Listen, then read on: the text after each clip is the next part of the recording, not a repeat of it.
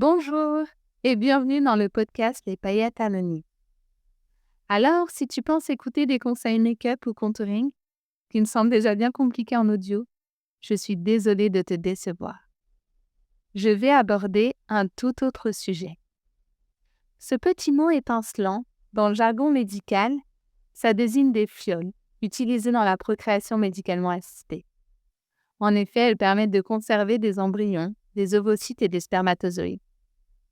Le mot est lâché. On va y parler PMA. Si le thème te fait bondir, un conseil, fuis sans laisser de traces.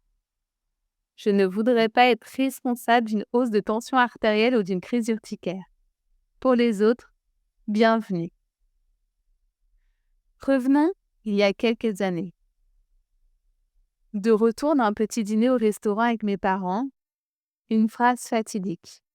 Il faut qu'on parle. En général, ça n'augure jamais rien de bon. En un quart de seconde, mon cerveau avait échafaudé plusieurs hypothèses. Divorce, déménagement, perte d'emploi, qu'allait-il donc pouvoir m'annoncer? Non, fin du suspense. Ce que j'apprenais, c'était que l'homme, assis en face de moi, mon père, mon papa, n'était pas mon géniteur. Pour être tout à fait honnête, il a fallu que je fasse quelques tours de pâté de maison, que j'appelle 2-3 personnes, histoire d'assimiler la nouvelle que je venais d'apprendre. En rentrant, j'ai eu mes premières réponses. La première, c'est que, ouf, il n'y avait pas eu de coup de canif dans le contrat. La seconde, c'était qu'en fait, mon père était stérile suite à un traitement qu'il avait subi plus jeune et que la seule solution pour avoir un enfant était de faire une insémination par don de. Et bien qu'ils aient mentionné anonyme à celui-ci, la seule chose que j'ai retenue à ce moment-là, c'est qu'il y avait un homme, quelque part, qui était à moitié responsable de mon existence. Quelques semaines plus tard, je partais à des centaines de kilomètres pour un nouveau projet, sans prévision de retour. J'étais déjà submergée émotionnellement et psychologiquement par cette nouvelle aventure et j'ai rapidement rangé ce dossier dans un coin de ma tête. Mais à la naissance de mon premier enfant, tout est revenu comme un boomerang. J'avais besoin de savoir d'où je venais.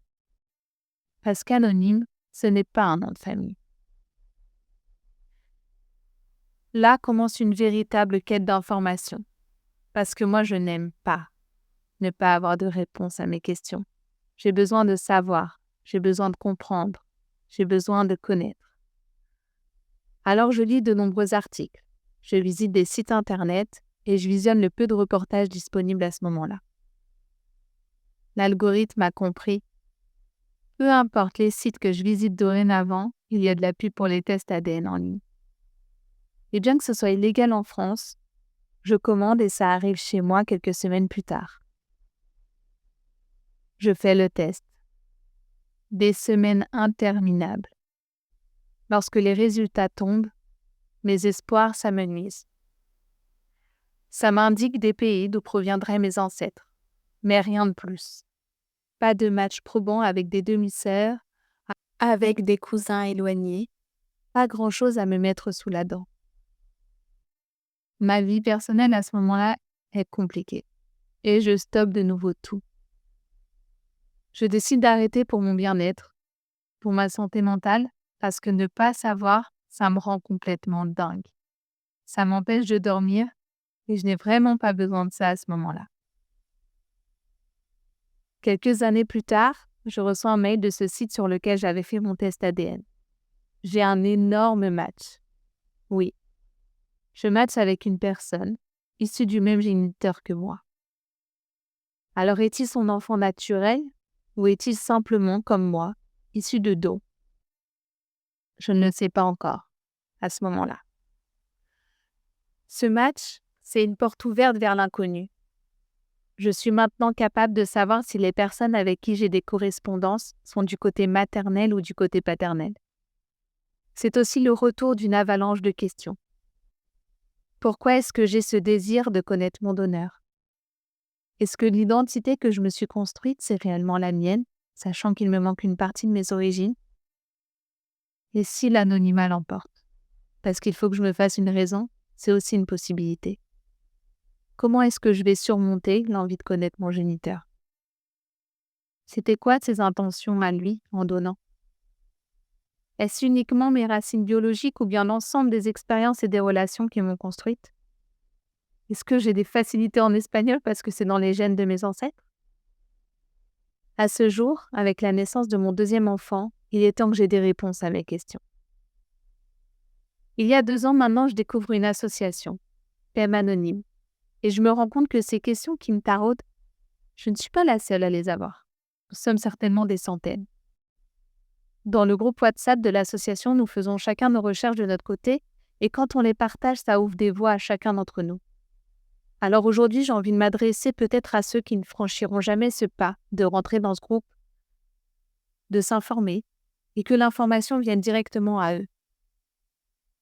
Dans ce podcast, j'ai vraiment envie d'échanger avec de nombreuses personnes, que ce soit des personnes issues de dons, des donneurs, peut-être, des psychologues spécialisés dans la psychogénéalogie, des généalogistes, peut-être même des juristes, pour que l'information soit disponible pour toutes et tous. Comme vous pouvez le constater, je garde pour le moment l'anonymat. Le sujet est encore secret pour une partie de ma famille. Mais pour ceux qui souhaiteraient participer au podcast, ce sera selon leur désir. Ils pourront également choisir de rester dans l'anonymat, partager des données identifiantes ou non identifiantes.